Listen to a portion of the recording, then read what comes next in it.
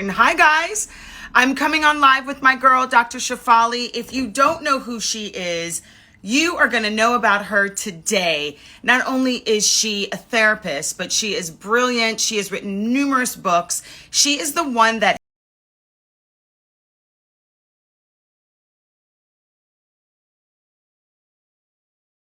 Shefali! She's coming. She's coming. Hi, guys. Hey, it's Lisa Jewell GA. Hi. Are you there? You're stuck. Lorenzo, what's going on? Doan 411, Michelle. Hi, Dr. Shefali. Can you see me? You're glitchy.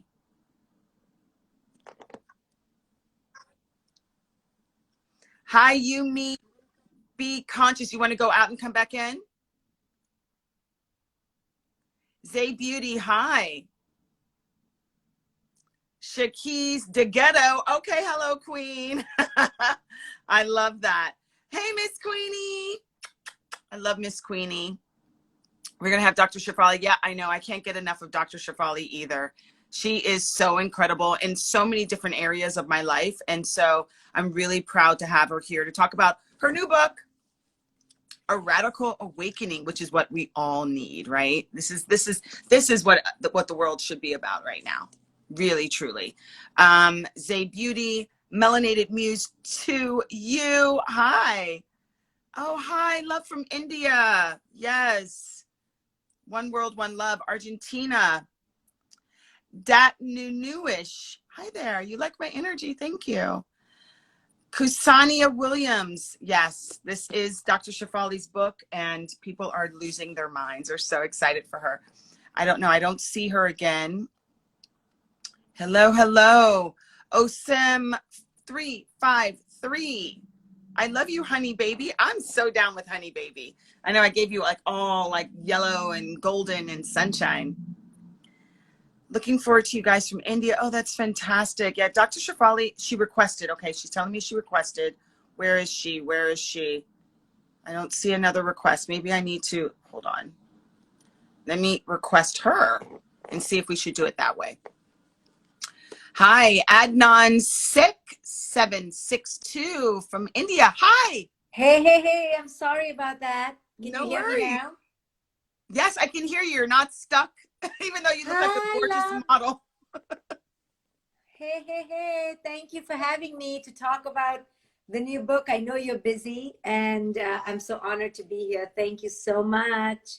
You know I adore you, Dr. Shefali. You don't even have to thank me, because I was saying before you jumped on that you literally taught me the kind of mom that I want to be, from a space of pure fear. So anything you need, you know, I advocate for you all the time. And I'm so grateful that we have each other's numbers and I can reach out to you whenever I need. Absolutely. So I'm Absolutely. blessed. Well, first of all, I will say, because you sent me this book, Superpowered, which was amazing. And then I feel like 6 months later, bam, you pumped them out, mama.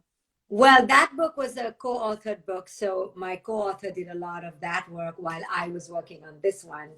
And this is really my latest homage to all women, so that they can radically awaken to their power. And it's my own journey shared here, plus the journey of so many women that I walk with in my practice. So it's not just a rah, be strong book. It's a process I take you on to discover why you're not your most authentic self, and then what you can do along the way. So the book is written as a journey, and I break it up as a journey that you can walk on. It's intense. Well, everything you do is intense, but with so much love, which is why it's so palatable, why people ride with you so hard. When people say the future is female, what do you think about that? It's always been female, but we have allowed ourselves to forget our female energy and our power. And we've forgotten, because this current operation that's going on in the world is toxically patriarchal. And a lot of people don't like when I say that, but I'm like, a toxic patriarchy has nothing to do with men. Women can be with toxic patriarchy inside them. It just means a system of domination, a system of separation, a system of destruction.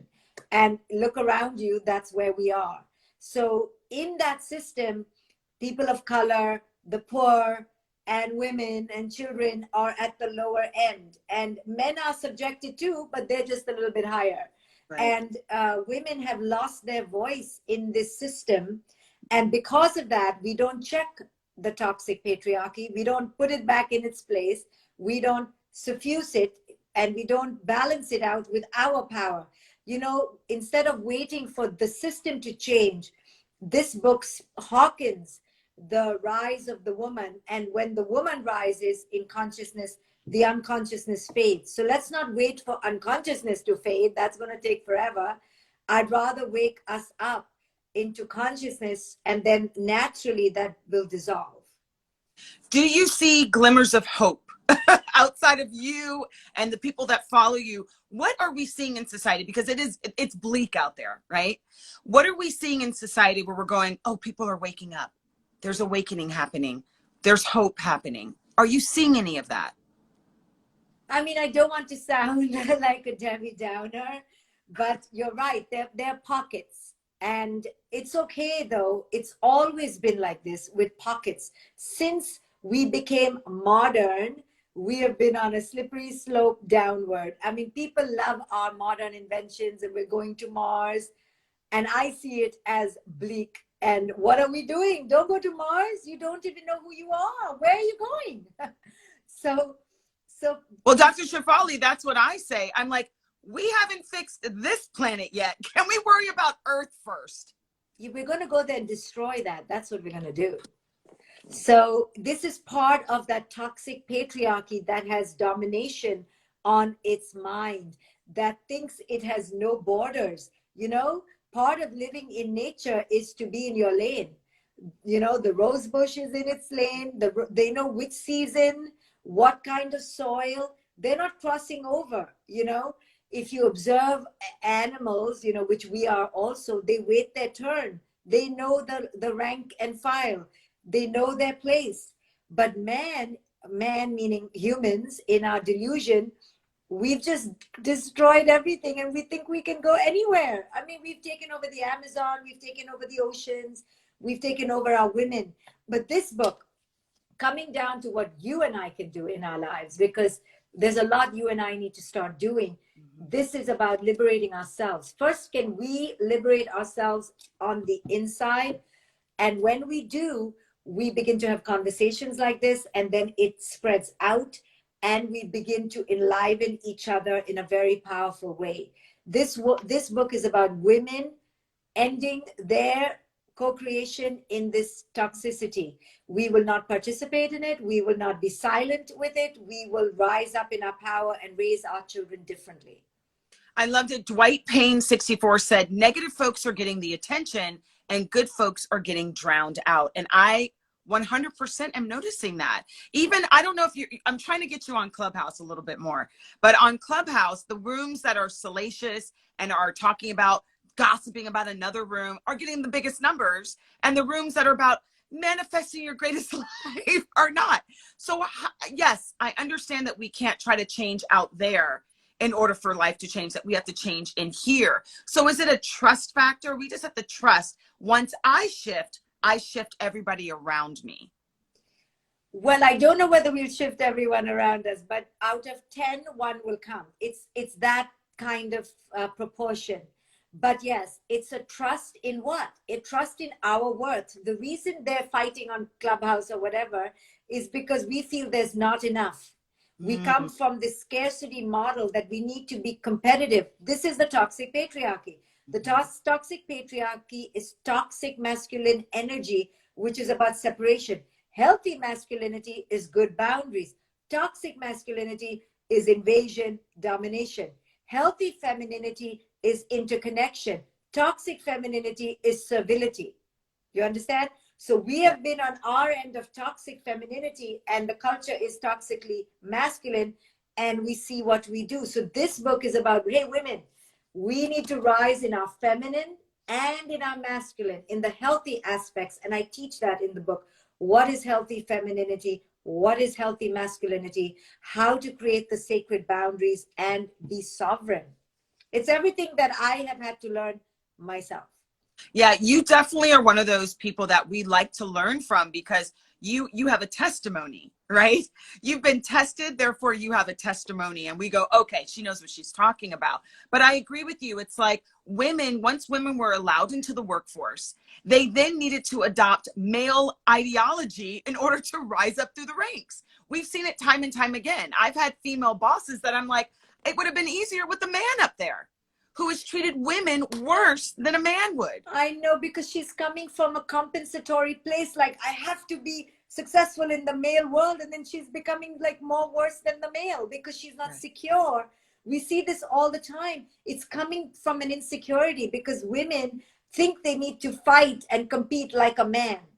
And then she loses her heart and she tries to be a man so severely that she loses all her softness.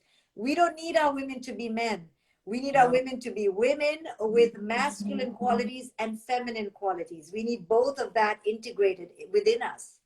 Okay, so You Me Be Conscious Parenting says, what about us women that have too much masculine energy? Now, I'm an Aquarius, Dr. Shefali, and I think my ruling, I don't know what they call it, but I'm a masculine sign. And I'm also bold, and I'm a boss, and I'm unapologetic. So what about those of us that are known to have been called to been had, I don't know what I'm trying to say, that are told that they have too much masculine energy? There you go.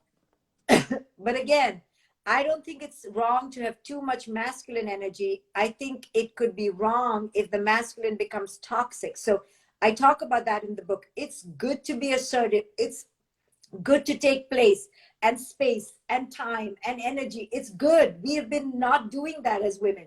Good for you. Yes. But you have to watch where you are overstepping and going into dominance. But similarly, you can also enliven your feminine, so for me, I'm more in feminine energy, so I have to remember, hey, have boundaries, speak up, be strong. It doesn't come intuitively to me, so I do that. And I have to be careful not to go into toxic femininity where I'm so good and so nice that I take care of everyone around me. So you have to be careful that your masculinity doesn't make you brutal or too cold or too uncaring where you're just competitive, right? So you have good strengths. You can incorporate your feminine aspects more, be in your heart more, empathize more, connect more, and then you're going to be the perfect balance of both. And we all have excess in one or the other. And once we know the continuum, we can develop those parts of ourselves. I'm as you're talking, I'm thinking of the intersection of the isms, the sexisms, the racisms, the other isms. And it's so funny what you just said. You said women, when they try to take on this male role, they're actually even more brutal than men. The same with like, I'm thinking, not to get political, but like a Candace Owens, a Black woman trying to take on maybe a white ideology is even more brutal to Black people than white people. We got to disband all of the isms. From your book, how do we do that? Where's the first place to start? Yeah, I'm just typing in my book link. It's called somebody was asking for it. Yes. It's called A Radical Awakening. You can go to radicalawakening.com and join a course that I'm doing on Sunday, or you can buy a book. So isms, all isms, Buddhism, all the isms in the world, Hinduism, Judaism, all of them. Some religions don't have isms at the back, but it doesn't, you know what I mean? Sexism, ageism, racism, they all come from a xenophobia, right? A separation, a stranger danger, when we don't realize we're all literally the same DNA, virtually identical. And all of it is constructed. At one point, you've come to my conference where I talk about we are all African. Like, what are you talking about? I'm African Indian, you're African American, but we're all African. Yes. So to pretend like we're not is a delusion. And these delusions come up in isms. And we act as if, we're different because we are belonging to these segregated religions or groups or status symbols. It's all just what we need to do to feel better. This dimension that we call Earth is simply created on domination and separation and competition. So it comes from lack of worth, Tanika. It comes from forgetting who it is we are. We're not how we look. We're all the same. You know, we're really all the same. And we don't get it because we've created these isms. Oh, I'm Jewish. What are you? I'm Catholic. What are you? We're human. This is all construction of the mind that has created separation, all xenophobia, because we've forgotten that we are interconnected. So in my book, I talk about how to come back to a sense of worth. And I have these sections. I'm just going to tell you what these sections are, just to give you a sense.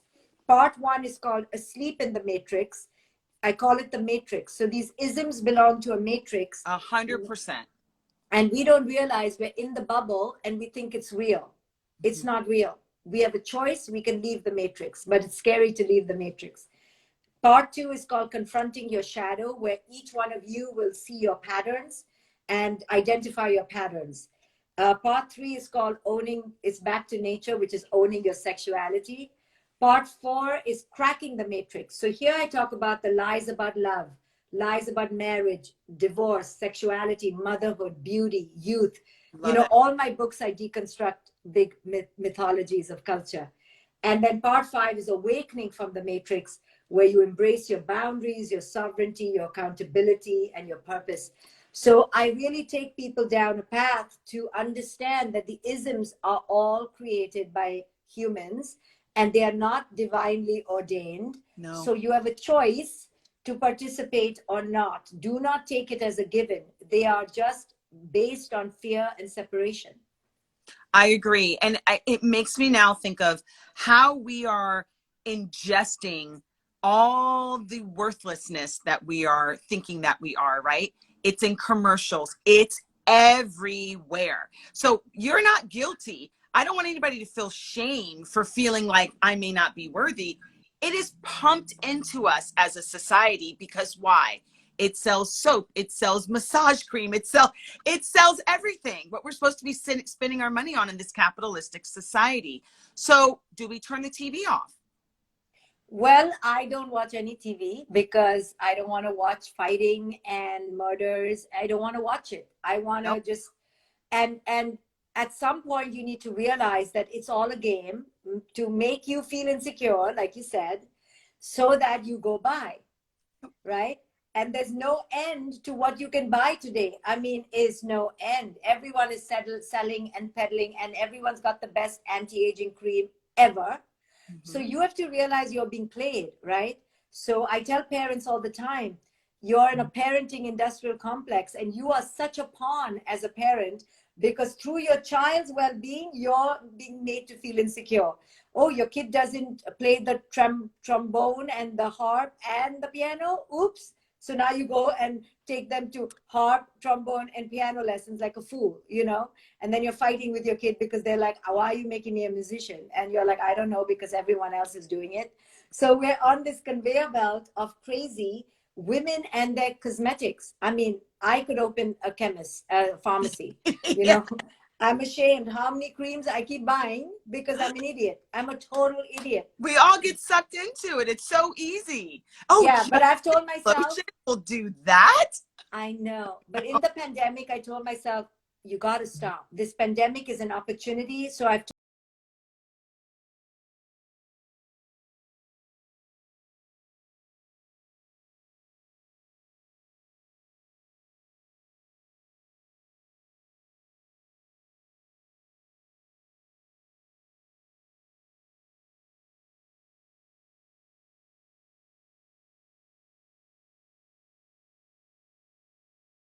I used to do it for other people. I used to do it to get approval. So this is interesting, Dr. Shefali, and I didn't expect to ask you this, but you've talked about it very openly on your stage, and thank you for inviting me to Evolve. It was everything. Where you were obviously in India, like, look at her, she's so beautiful, and her blue eyes, and that was an othering in itself. And then you sort of adopt that specialness. And then to a certain point, because I was the same way with my hair. Oh, Black girl with long hair. And then to a certain degree, you feel a responsibility to live up to that specialness that people put you in the box of. So how did you get out of that box? Yeah, so people don't realize that any overemphasis on the external, it could be your piano playing, it could be your fingers, your nose, your eyes, or your hair, good or bad, F's you up as a kid. Yes. It's good or bad. People think only the bad F's you up, but the good, I mean, good is maybe a little bit better than if you're shamed all the time, sure. But because I received so much attention and undue focus and undue eyes on me as a child, like you said, you begin to identify with that, and you begin to wonder, does anyone see me? Like, or they're just seeing the outside. So then at the age of 13, I decided I'm just going to become fat. So I stopped getting all this attention. Me too. We're so clever.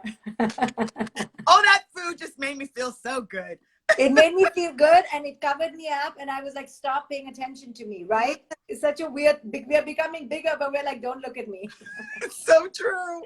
But I had a friend that just chimed in. She goes, is that Dr. Shefali? Exclamation point. Yes, it is Dr. Shefali. Yes, it's her. And people keep, I'm going to let you continue, but people keep asking, is your book available on Amazon? Yes, go get it. Go get it at Amazon, anywhere you like, or go to radicalawakening.com. My course starts on Sunday. I'm doing a fabulous course. I'm going to enroll you, Tanika. Yes. It's 10 days intense, Rise of the Woman. I'm ready. So, you know, it's any focus on the external is going to trap us. And we need to remember this when we raise our children. Stop freaking praising them for their doing. Even if they're doing amazing things, just go fabulous one time and end it, because they begin to attach to that identity. And then when you don't do that, they feel some type of way, you know? So it was a curse for me in my personal life to get all that attention from women and envy from women. And then I got molested by men. It wasn't fun at all. It wasn't fun at all. No. So there is a line, and that's where I met you, was conscious parenting. And I love that you've expanded beyond that, because parenting is a microcosm of what we experience in the world, but it's so much bigger than that. So it's like, you can parent a certain way, but then you can be completely jacked up at your work life, you know, out socially. So it is all connected. I love that we're here as just humans, waking the F up. And I loved, I mean, it was a Zoom conference that you had recently, or at least it felt recently, but I have no concept of time these days, where in your break, you went to a black screen that said Black Lives Matter. And I was like, she just really gets it. You really get it. And through this radical awakening of all, and it's not political at all, it's just, we all matter. And in a society where we Black people are told they don't, it's important to say we do. How are you sort of, for your very global audience that loves you, have you been pushed back on, or are people understanding the whole human aspect of we all matter and Black people matter too? Yeah, a lot of pushback, you know, because people are threatened. They think that when you say Black Lives Matter, you're saying other lives don't matter. And it's ridiculous. It's not that. No. And I think, you know, also my family members will tell me, why are you commenting? Why are you commenting? And I'll say to them, because I have to. You know, in the Trump era, I came out really strong against Trump, and I got a lot of flack for that. And my family got upset with me, like, you're so lovely, you're such a beautiful wisdom teacher, why are you getting people angry? And I said, because I'm not here just for me to be lovely. I'm not here for people to like me. I'm here for me to speak my truth. And I wait and I think about it and I sit with it. But then when I'm compelled, I must speak my truth. That's what my platform is for. I'm not here to be liked. I'm here for a message. And a lot of people left me, like 400 or 500, like flies.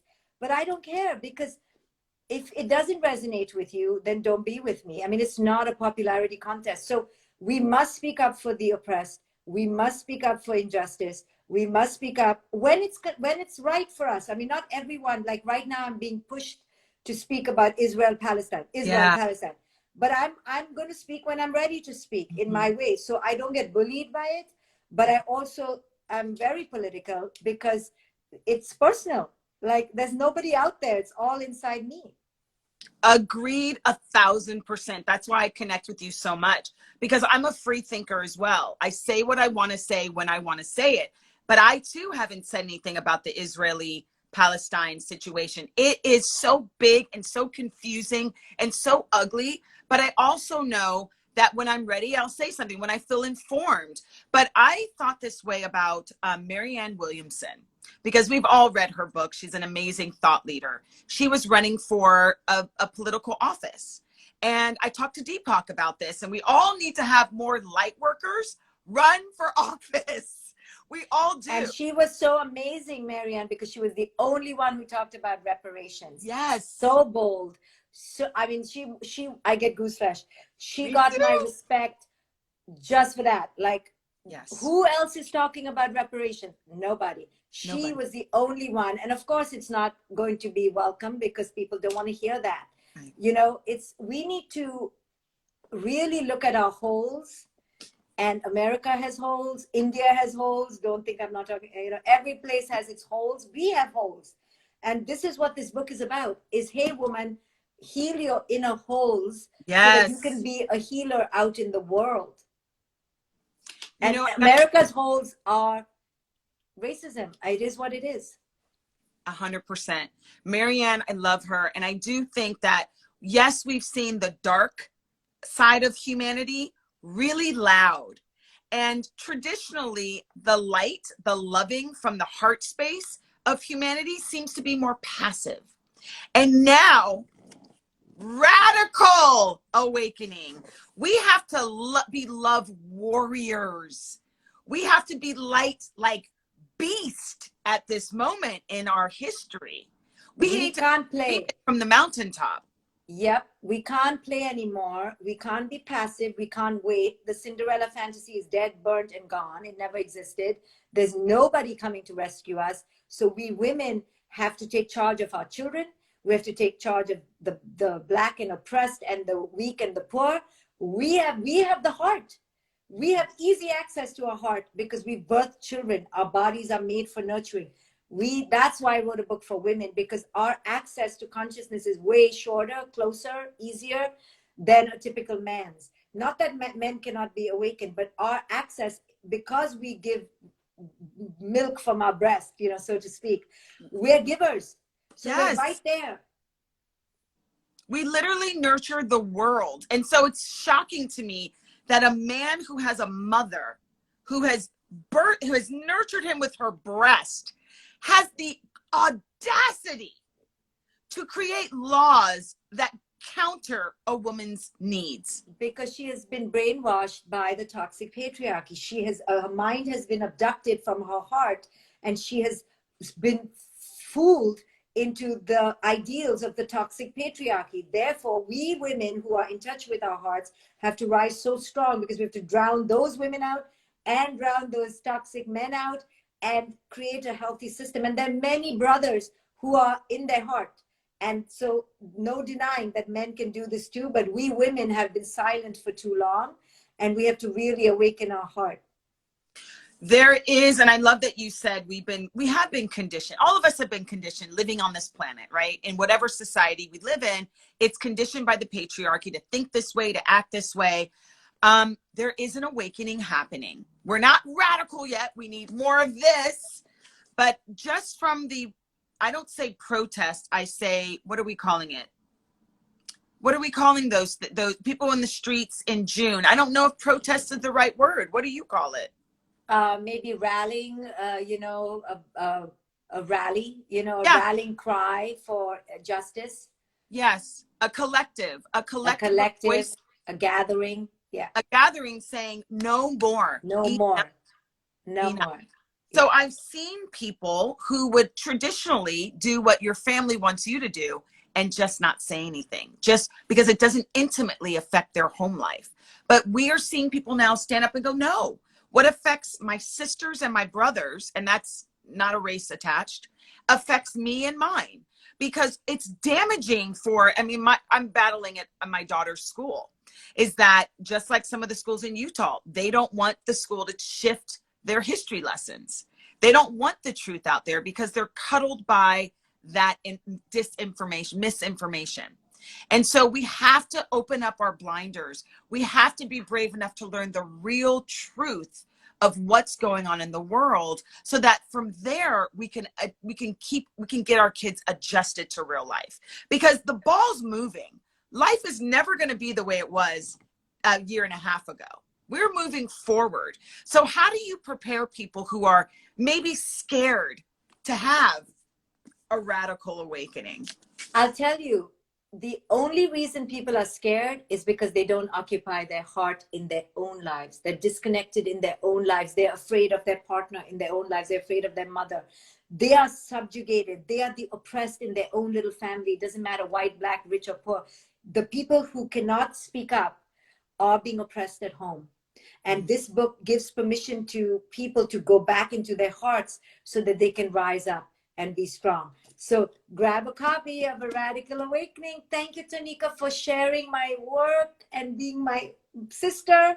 I have your back, you have mine. And that's what sisters do for each other, especially women of color, especially women. We got to do this for each other so that we can rise together. There is no competition. There's no scarcity. I'm for you and you're for me, and we're all together. And this is what this book talks about a lot, about women supporting women. And you'll see it's very personal. It says my story. I go deep into my story and the story of many women, and it's psychological and it's spiritual. So enjoy it, Tanika. Tell me what you think about it when you. And you did an Audible, right? For people who don't have the time to read because they've got a lot of kids and busy schedules. You did an Audible. Yes, a lot of, I'm a bestseller in the Audible section already. So people, I mean, God help them, have to hear my voice. But yes, people like to hear voices rather than read, because it's a thick book. So get the Audible, and on your walks and buying groceries, you can listen to it. So thank you all for being here. You're so welcome. And before you leave, we have to talk about you and Jay Shetty, because people are losing their minds. They love listening to you and Jay Shetty. Is there going to be like a series going forward? Oh, you're so sweet. No, we just did a podcast. People always ask me, are you Jay Shetty's aunt? I go, bloody hell, no. How dare you? How dare you? But yeah, he's adorable and he's a dear friend. And so he's a supporter, and I'm so happy for that. I love it. Well, you're going strong with this book. I've seen Jessica Alba promote it. I've seen all these celebrities. So we are so happy for you. We're so proud of the work that you do. Keep being a love warrior. Keep using your heart in powerful ways to shift our atmosphere and our world. I'm very, very blessed and very, very proud of you. Keep doing it.